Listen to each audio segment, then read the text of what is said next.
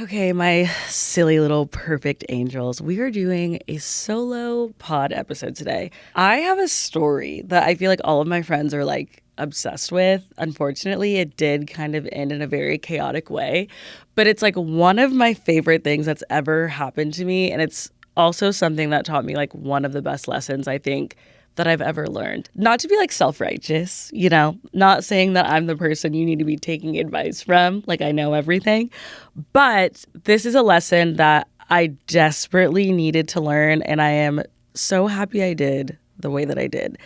And it wouldn't be me if I didn't learn this lesson through dating. I don't want to sound like I'm like boy obsessed. I feel like every fucking meme that I post on Instagram is me like crashing out over a guy because like having a crush is fun. And as you know, you should never have one crush. You always should have two so you don't end up in the situation that I'm about to explain to you right now. But anyways, going on a first date with someone that is literally a stranger, it just like really forces you to be honest with yourself about not only the type of person that you are, but like the type of person that you like to be around. And I think something about that's really fun. I grew up in like predominantly white environments, and I was always the only person that looked like me, especially in like elementary school and middle school. I was never the girl that like all the guys wanted to date. I was always like the one person that didn't look like everyone else. It wasn't until I got older and I ended up being in like more diverse environments, and also like as other people got older and like matured and were more comfortable with things outside of like what they had been exposed to, when I started dating more. And I think that's also why like where I am now in my life, like I just have so much fun dating. It just fucking rocks. So whatever. I love how I'm making this podcast so I don't have to feel like I need to justify anything. I can say whatever the fuck I want, and then I'm like justifying a fucking quick little story I'm going to tell you for like 30 minutes. But oh my God, my mom's going to be mad. I just like said a lot of bad words. Sorry, Sandra. Not to make this about me, but it kind of always is. Oh my God. Are you mad at me? This is context behind one of my favorite dating experiences that I'm going to share with you. The lesson that I learned is just like how important that it is to let go of things. I don't know. It's just something as I've gotten older, I've always struggled with. And so hopefully this gives you a little bit of insight. If you're like holding on to something, trying to like make sense of something, I think that this might be something you could resonate with. So let's get into it. Let's take it back to 2008. Which is crazy because we're in 2025. Like saying that literally makes my stomach drop and I kind of want to throw up.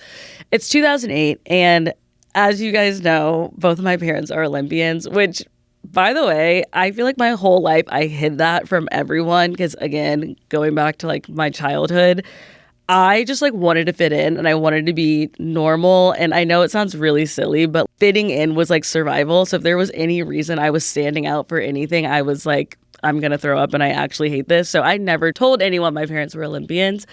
But now that I'm like 30 and it's like, what do I have going for me? That's all I have to my name. So my whole family went to the Beijing Olympics. I think I was like going into the 9th grade. It was such a fun trip. And I remember at the end of the trip, my mom was like, there's this guy that my dad and her had both competed with. He had a couple of kids and she was like, we're going to go say hi. Like the kids can go hang out with each other. We were in like some hospitality or something. And let's do this on one of the last days of our trip. So me and my brother are like, okay, whatever. We all know this. Me and my brother are like two peas in a pod. Our birthdays are exactly 4 years apart by 2 days because my parents are Olympians. Anyways, I'm like, everyone's like, we get it. They're Olympians. Cut to the Brett Chody episode. That's all I'm talking about. So we go to this like hospitality. We hang out with the kids and it's so fun. We're just silly. We're youthful. We're having the time of our lives. And the kids were two boys. I thought the oldest boy was so hot. Let me also remind you, the oldest son was like my age or maybe a year younger or a year older. I don't remember. These kids are like from fucking London. So they have accents. I'm like, I grew up in Austin, Texas. I think it's like the coolest thing ever. The youngest one was like maybe going into 5th grade or 6th grade. Like I don't really remember the dynamics. So we go back to the US. I have a crush on the older brother. Like I go home. I don't know. I have like the fucking memory of a goldfish. So like probably like on the flight, I was like, wait, he was so cute. I love his accent. And that was like the end of it. Mind you, I was so fucking heinous. I had braces, like tracks were out. I just started wearing weaves. Didn't know what I was fucking doing with myself. Years go by, the London Olympics come around. We have the time of our lives. It's beautiful, quality time with our modern day nuclear family, the Patricks. Rio Olympics come around. For some reason, I didn't go. Also, my mom was like crashing out about like the Zika virus, and like she didn't want me to like get pregnant before the Olympics and like get Zika. Like, I don't fucking know. Like, you know, Sandra, she was just like, we can't do it. So don't go to that. Then we get to the Tokyo Olympics. It's COVID. Then we get to the next Olympic cycle, which is Paris. So exciting. Of course, my whole family is like, we're going to Paris. I had one of the most turbulent times of my life. I thought I was going to move back to Austin. Like, I was freelancing. The writer's strike had happened. Like, I was crashing out. I was having serious identity issues. I also was approaching 30 and just had no idea what I was doing with my life. And it was really chaotic. So during that time, I actually got a part-time job at Barry's. My dad was like, I don't give a fuck if you like need to get a job flipping a fucking hamburger. Like, we get that you're depressed, babe, but like, you gotta go to work. So that sounds so terrible, but it's whatever. That's my truth and I'm sticking to it. So before the Paris Olympics, which were this past summer, literally like 2 years back, their dad had been dating this woman who lived in LA. And this is like an affluent man. He's like knighted, being knighted or being a lord. Like, it just, I don't know. It doesn't really mean anything to me, but it means something when I tell this story because I think it gives context to the type of person that we're talking about. Even though this man is like very affluent, like, you guys know me, you know my mom. Like, my mom is like so insane and crazy and like perfect and fun. And like, I love how she like balances her personality and like also brings it into like a corporate space. And I think that's something that some people can appreciate and some people like can't. Her and this man could not be more different. But like, when you see them together, like, they're just the best of buds. Like, I love this guy. He's so great. Over the past 2 years, he's dating this woman, and there's like multiple times that he like comes to LA and he's like, any fucking exclusive place you could think of. If my mom's in LA and he knows, he's like, let's get lunch, let's hang. Like, he's just like, he's a riot. He's a hoot. He's a cool guy. So I'm painting the picture for you guys here. As I'm literally unemployed, just on my last thread in LA, this man comes to LA and he texts my mom and he's like, I'm in LA. Let's go grab lunch at the Waldorf Astoria and let's catch up. And so my mom's like, okay, come with me. And I'm like, great, free meal. So we go to this lunch. We're having a good time. They're kikiing, just like chatting, whatever. Towards the end of the lunch, the dad looks at my mom and is like, oh my God, are you going to Budapest for this like work thing that they both kind of mutually had? So my mom's like, yeah, I am going. And he's like, oh, my whole family is going. This would be such a good, like, an amazing opportunity for the kids to reconnect. And my mom looks at me and she's like, oh, such a shame. My whole family's not going. But like, yeah, I can't wait to see the kids. So I'm looking at her like, bitch, the 8th grade version of myself is about to crash out at the top of this fucking Beverly Hills restaurant because I'm going to fucking Budapest. So we wrap the lunch. My mom and I go home and I'm like, wait, Budapest, like, I should go. And she's like, oh my God, would you really want to go? And I'm like, girl, I'm unemployed. I barely have a will to live. I would love to go to Eastern Europe just to shoot the shit. Not even like a week later, me and her go to Budapest. It's like the best trip ever. We're at like day 8 and I think we only got into like one fight. Like, we're having the best fucking time. And one thing about me and my mom, like, we're always going to go on a trip. We're always going to have a good time. And yeah, I love that girl. Like, we vibe. I don't know how to explain it. After this like beautiful trip, we find ourselves on like day 8 or 9. And the dad texts my mom and is like, you should come to this area that we're in and hang out and come see the kids. Like, bring your daughter. Would love for them to see each other. So I'm like, oh my God, I have been having the time of my life in Budapest, hanging out with my mom. Mind you, I'm on Hinge, like, it's my fucking job. I'm FaceTiming random people, like, I'm going on dates with people. I'm having the time of my life in Eastern Europe. So we go to this thing that he invites us to. Just to give context of the area that we're in, it's like every single person there not only knows the dad, but also knows my mom. And so that means they also, like, have known who all the kids were, like, since we were kids. Finally, we get to this area. I see the whole family. I see the older brother and I'm like, oh my God, it's so good to see you. He looks so handsome. He's taller than me.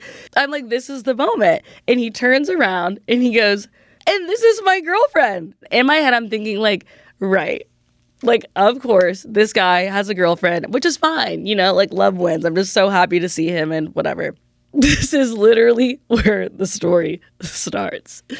I catch up with the brother and it's great. And he's telling me like he comes to LA a lot. We're connecting. And I fucking turn around and I see the younger brother and my jaw drops. I just feel like people haven't been hot since like COVID happened. Like, I don't know how to explain it. I don't know if it's them. I don't know if it's me. Wait, I'm watering. My eyes are watering. I just remember this moment.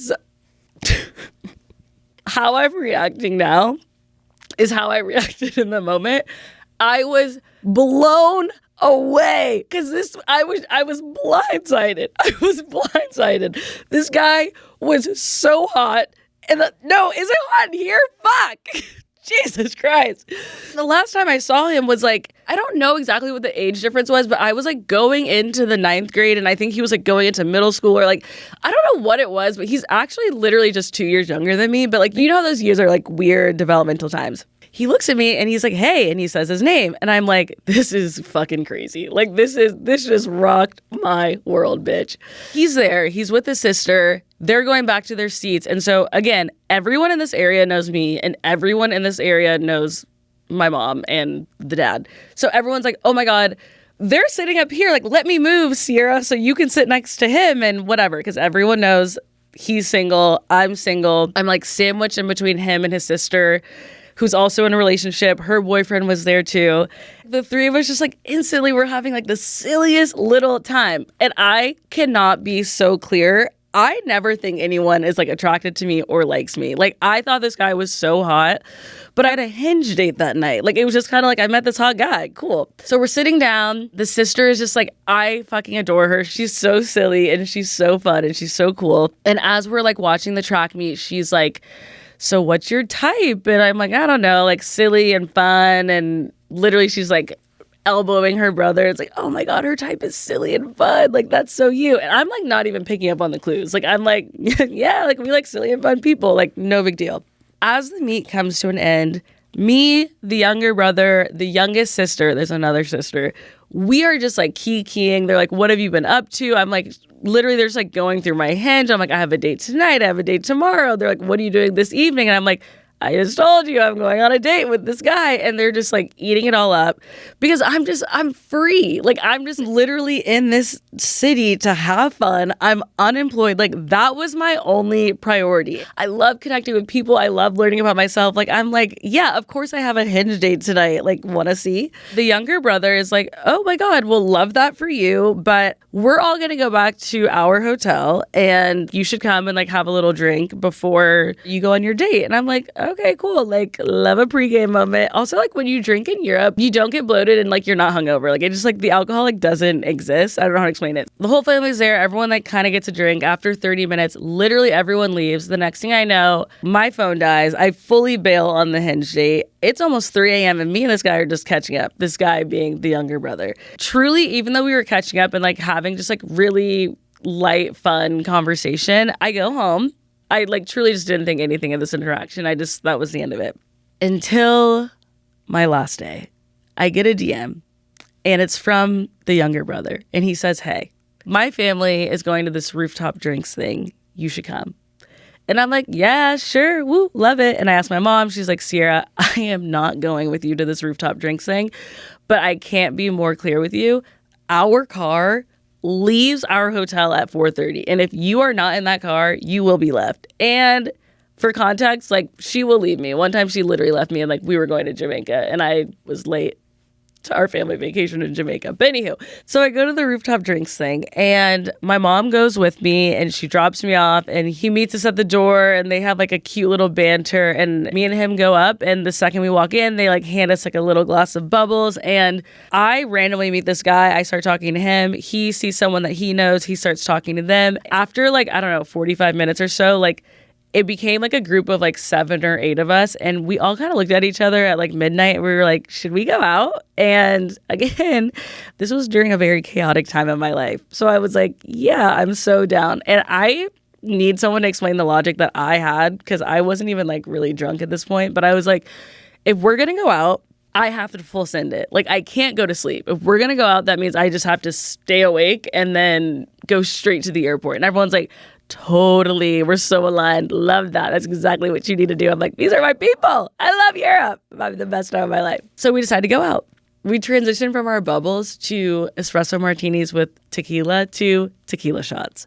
And the next thing I know, we're in this dive bar type of place. Like, Budapest has like these really cool bars that are levels, and every level has like different music and whatever. So we went to this really cool bar and we're all having the time of our lives. Like, we're all just being silly and drinking our cute little shooters and having an awesome time. And then I get separated from the group. I don't know where half of them are at this point.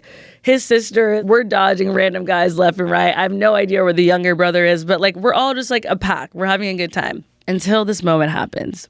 I am like on one side of this bar and there's 4 men around me just telling me how beautiful I am, and I'm eating it up. There's something weird about Eastern Europe. Like, either they hate Americans or they like love Black women. It's like literally nothing in between. So these 4 men, they loved Black women. They're talking about how obsessed they are with me. They're like, let me buy you a drink, this and that. And I'm just like, I love Europe. I gotta come back here. And as this is happening, I'm laughing. My head is like being thrown back. I look to my right in the corner and I see the younger brother on the other side of the bar. And he's just smirking and he's just smiling and he's laughing.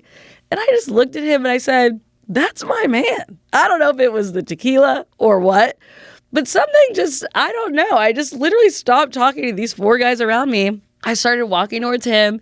He's smiling and he's walking towards me. And the next thing I know, I'm pinned up against a wall and we're making out. And then I literally gasp and I'm like, what the fuck is going on? How did we get here? This is insane. And he was like, I have been wanting to do that since I saw you at the track meet. And I was like, okay, girl, like this is too much. And he's like, when we were at the track meet, like everyone knew who you were and like everyone knew your mom. And I couldn't piece all the like things together. And then I realized that you were the person that I met whenever I was in Beijing. And he told me that he had a crush on me then. And I was like, this is crazy, because emotionally was not in a place to like anyone.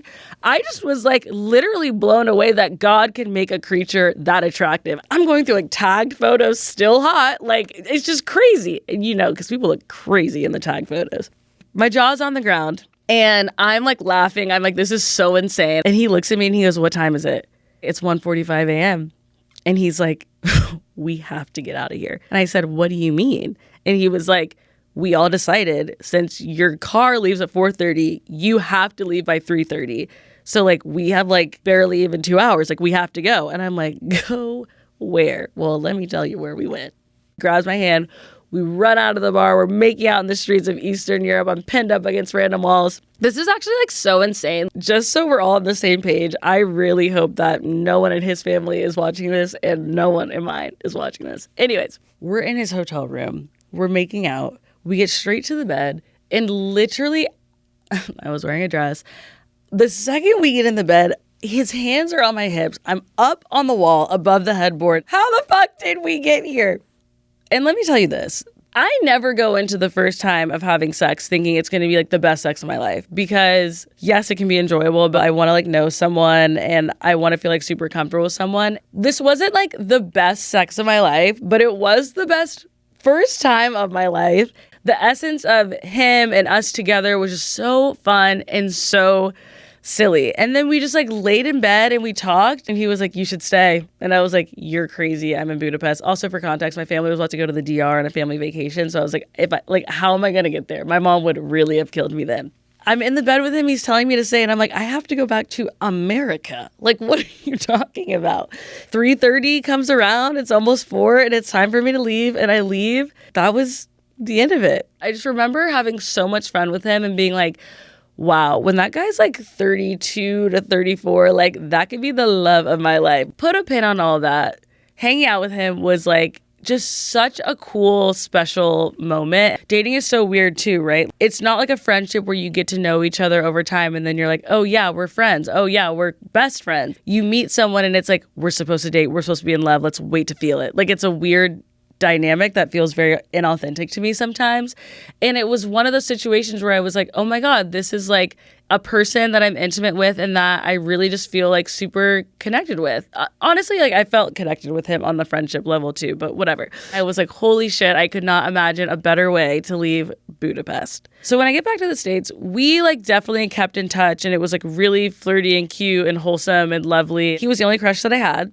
This is why I said this earlier. You can't have one crush at a time. It's just not safe. You got to have a crush on a few people, because then if you have a crush on one person, you just obsess over them. Like, you got to have some balance. You know what I mean? You got to have someone to compare to.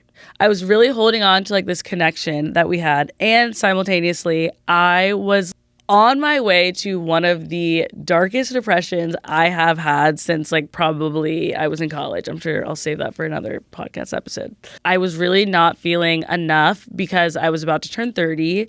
I didn't have like a full-time job. I was thinking about moving home.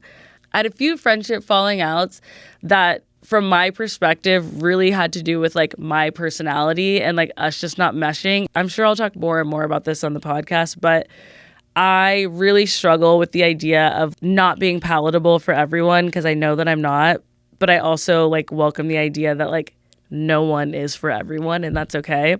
While I'm like having this weird like lingering crush, while I'm going through like some of the most turbulent times of my life, another opportunity comes up a few months later where my mom is like, I'm going to Scotland. And she quite literally was like, you are so depressed. Would you rather be depressed in LA or would you rather be depressed in Scotland?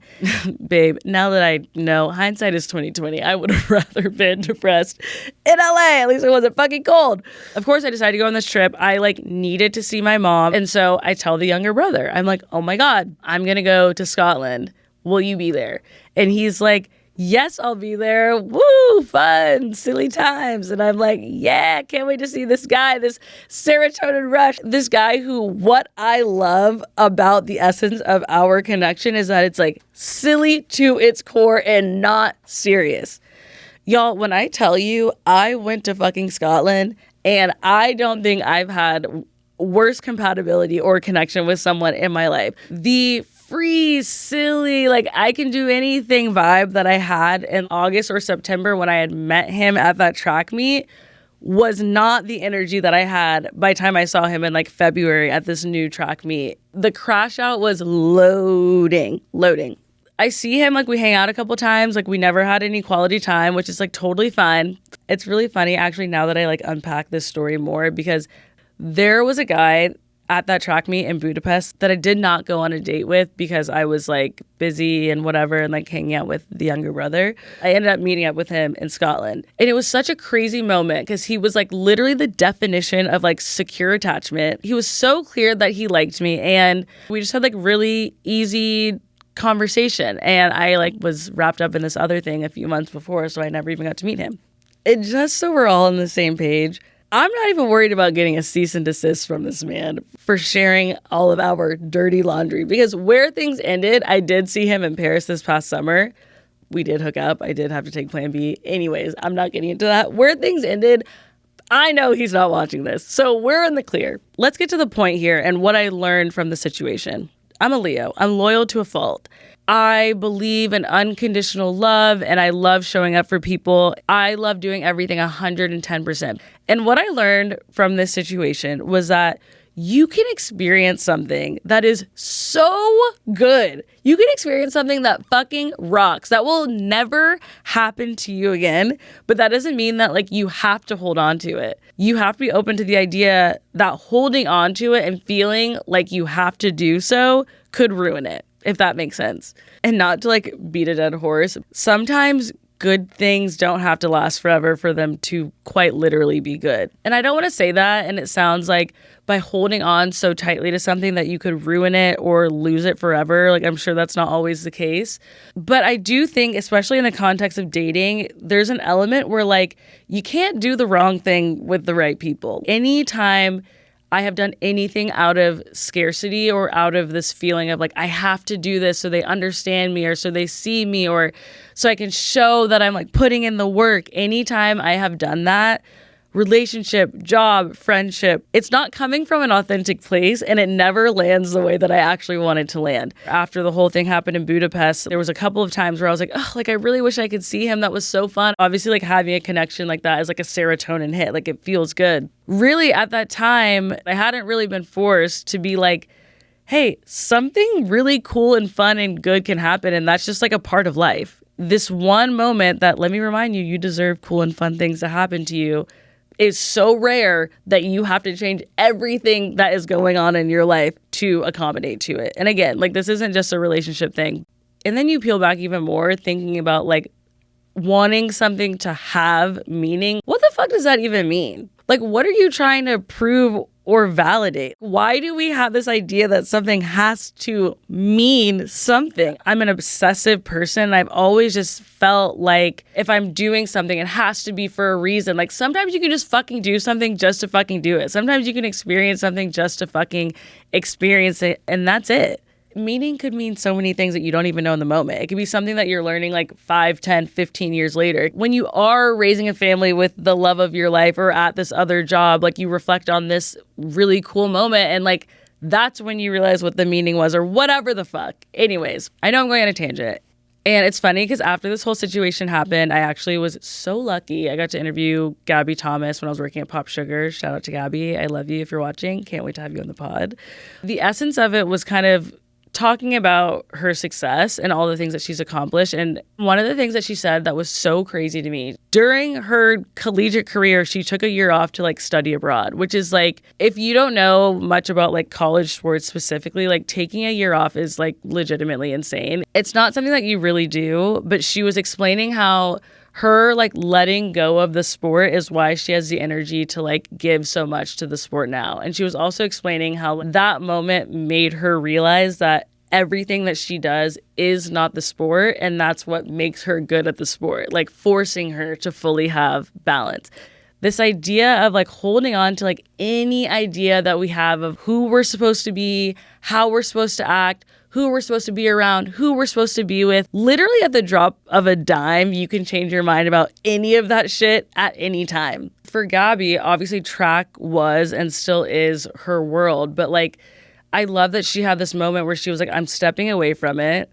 Even though this is my life, I don't really give a fuck what anyone else thinks about it. Truly, I'm so impressed by her, and I wish we could have gone into more of that. But I think why that conversation with Gabby was so impressive is because that is just simply something that I was not brave enough to do whenever I was so much younger. And now it's something that I'm like forcing myself to do. So to know that she did that, not only at that age, but with the pressure of like the NCAA and like a track team who's like relying on you, I just think it's really amazing. It's just so easy for us, especially when you're like down bad or you're depressed or you're anxious or like you're struggling to like make sense of anything or to make sense of your life, to be so anchored and to latch on to something and like trying to find a way for it to mean everything. When in reality, sometimes it was just a silly little something and that's all. And that's okay. And that doesn't mean that it was bad. It actually means that it could have been really fucking good. I'm going to wrap it up here because clearly I am just ranting. But that experience, obviously coupled with so many more, that conversation with Gabby, I really believe that like the purpose of life is to just experience it, the good and the bad. And then whenever you get into this situation where you're like trying to force meaning of things, trying to force not even an outcome, but like anchoring yourself so much in expectation, that's when you really get yourself in trouble. And that's when you start to like lose a little bit of the juice that life has to offer. It's always been really hard for me to like let go of things, but God, when you let go of things, like that's when it's like fun. And even if it's not fun, like that's when like you realize the truth about people and things, whether you wanted to or not. Whether it's, you know, Gabby taking a year off in her collegiate career or a crush that you have to know good things are going to happen. You just have to kind of let them happen. And when you start trying to force them and having expectations of how things are supposed to happen, when, or creating meaning based off of a timeline you have made up in your head, you're kind of just like shooting yourself in the foot. Can you say that? That feels like not PC. I also said beat a dead horse. Is that fine? So if you're still here with me, I hope you find a way to let go of something and let go of expectations of how things are supposed to work out and have a really fucking good day. And I promise you, I am not going to text that guy. I did see him in Paris, but it's done. I promise you. It's done. I'll see you next week. I love you guys so much. Not to make this about me, but I think it's really cool and chic to let go of things and live in the moment and be silly and have a good time. Rawr. Okay, bye.